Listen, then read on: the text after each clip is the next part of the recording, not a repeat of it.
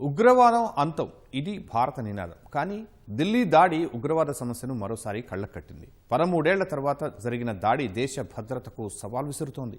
వాస్తవానికి పహల్గామ్ ఉగ్రదాడి తర్వాత దేశ భద్రతను కట్టుదిట్టం చేసింది భారత ప్రభుత్వం. ఉగ్ర చర్యలకు ఆస్కారమే లేకుండా చర్యలు తీసుకుంది. కానీ అంతలోనే జరిగిన హేయమైన దాడి 12 మంది ఉసురు తీసింది. అందున ఇన్నాళ్లు ప్రశాంతంగా ఉన్న దేశ రాజధానిని ఒక్కసారిగా ఉలిక్కిపాటుకు గురిచేసింది. ఉగ్రదాడులపై అప్రమత్తత అవసరాన్ని తెలియజేసింది. ఇలాంటి పరిస్థితుల్లో ఉగ్రవాదం అంతానికి ఇంకా ఎలాంటి చర్యలు తీసుకోవాల్సిన అవసరం ఉంది? కేంద్ర ప్రభుత్వం ముందున్న సవాళ్లేంటి?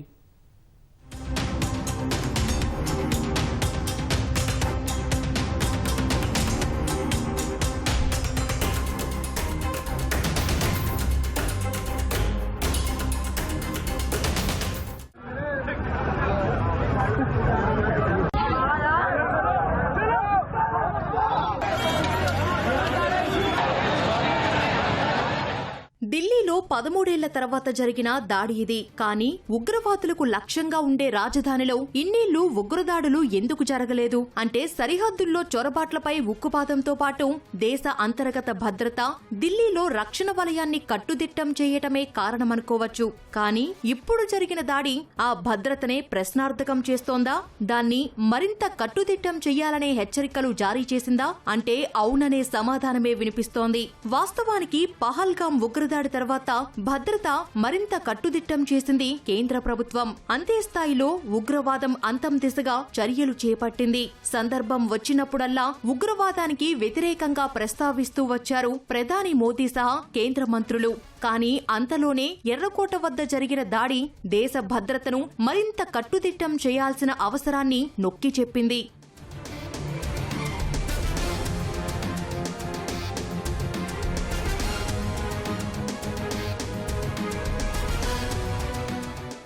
ఉగ్రమూలాలు లేకుండా దేశంలో భద్రతను కేంద్ర హోంశాఖ కట్టుదిట్టం చేసింది.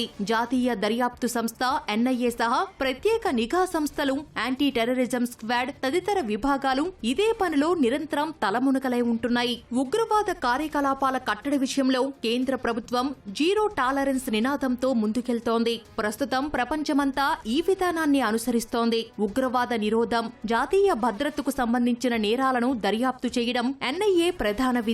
గతంలో అనేక ఉగ్రకుట్రలను భారత భద్రతా బలగాలు, నిఘా సంస్థలు భగ్నం చేశాయి. సమన్వయంతో త్రుటిలో ప్రమాదాన్ని తప్పించగలిగాయి. కానీ మళ్లీ ఢిల్లీలో పేలుళ్లు వారి రాడార్ కిందకు రాకుండా ఎలా ప్లాన్ చేశారన్నదే చాలా మందిని వేధిస్తోన్న ప్రశ్న. ఈ క్రమంలోనే ఢిల్లీలో జరిగిన కారు దాడి విచారణను ఎన్ఐఏకి అప్పగించింది కేంద్ర హోంశాఖ. అన్ని ఇంటెలిజెన్స్ ఏజెన్సీస్ స్టేట్ లెవెల్లో కానివ్వండి, నేషనల్ లెవెల్లో కానివ్వండి, ఒకే లెవెల్లో ఫ్రీక్వెన్సీలో ఉండాలి. Sharing of information and intelligence and analysis కూడా చాలా త్వరగా కావాలి. దానికి మనకి ఇంటెలిజెన్స్ దీన్ని ప్రాసెస్ చేయడానికి ఆర్టిఫిషియల్ ఇంటెలిజెన్స్ ఉపయోగించాలి, మోడర్న్ టెక్నిక్స్ ఉపయోగించాలి. దీనివలన face recognition systems, CCTV cameras, drones ఇవన్నీ ఏవైనా వాడనివ్వండి, కొంచెం మన ప్రైవసీని సాక్రిఫైస్ చేసినా కూడా మనలోని ఉన్న అటువంటి అనుమానాస్పదులైన వ్యక్తుల మీద నిఘా ఉండాలి. వాళ్ళ యాక్టివిటీస్ని గమనించాలి, కరెక్ట్ టైంలో వాళ్ళని పికప్ చేయాలి. అప్పుడే మనం సేఫ్గా ఉంటాం.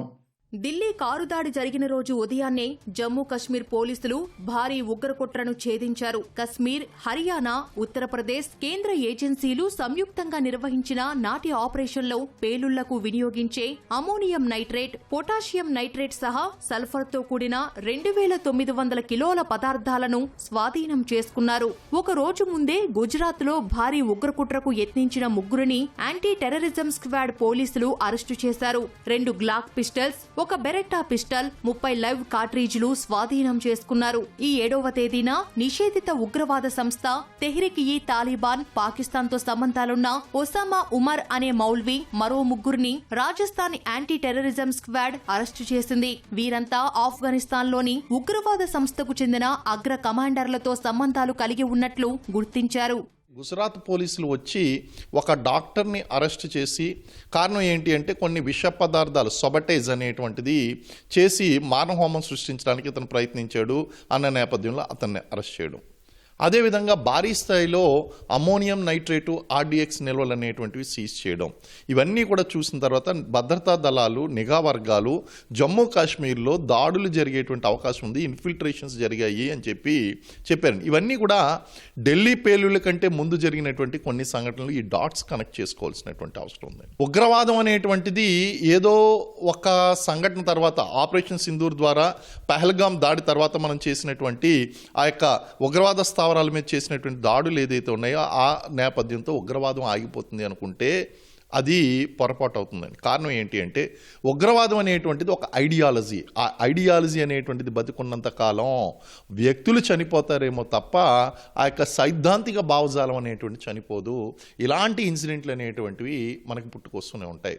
కాబట్టి మనం ప్రోయాక్టివ్గాను రియాక్టివ్గాను యాక్షన్స్ తీసుకుని ఒక ఖచ్చితమైనటువంటి సెక్యూరిటీ స్ట్రాటజీతో మనం ముందుకు వెళ్తే లాంగ్ టర్మ్లో ఇలాంటి దాడులు జరగకుండా మనం ఆపవచ్చు. అక్టోబర్ 28న ఇస్లామిక్ ఉగ్రవాద సంస్థ అల్ ఖైదాతో సంబంధాలున్న ఓ ఐటీ ఉద్యోగిని మహారాష్ట్ర ఏటీఎస్ పూణేలో అరెస్టు చేసింది. అతనిపై యూఏపీఏ కింద కేసులు కూడా నమోదు చేసింది. అక్టోబర్ 24న Delhi police special cell ICC ఉగ్రవాద మాడ్యూల్ను ఛేదించింది. దేశ రాజధానిలో ఆత్మాహుతి దాడికి ప్రణాళికలు వేస్తున్న ఇద్దరిని అరెస్టు చేసింది. ఢిల్లీ, మధ్యప్రదేశ్లలో సమన్వయంతో దాడులు చేసిన తర్వాత అరెస్టులు జరిగాయి. అదే అక్టోబర్లో ఇస్లామిక్ ఉగ్రవాదులతో సంబంధాలున్న ఇద్దరిని ఢిల్లీ పోలీసులు అరెస్టు చేశారు. ఇలా ఇటీవలి కాలంలో దాదాపు 8 ఉగ్రకుట్రలు భగ్నమయ్యాయి.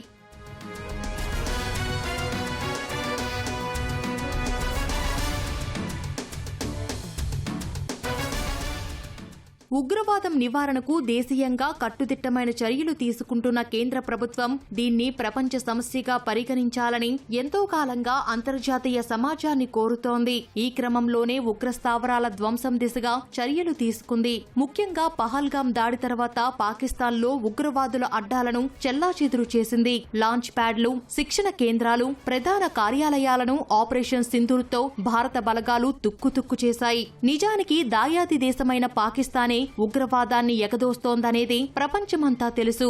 దానికి ఆపరేషన్ సింధూర్తో సమాధానం చెప్పినా భారత్లో ఉగ్రనాగుల్ని ఎగదోస్తూనే ఉంది ఆ దేశం.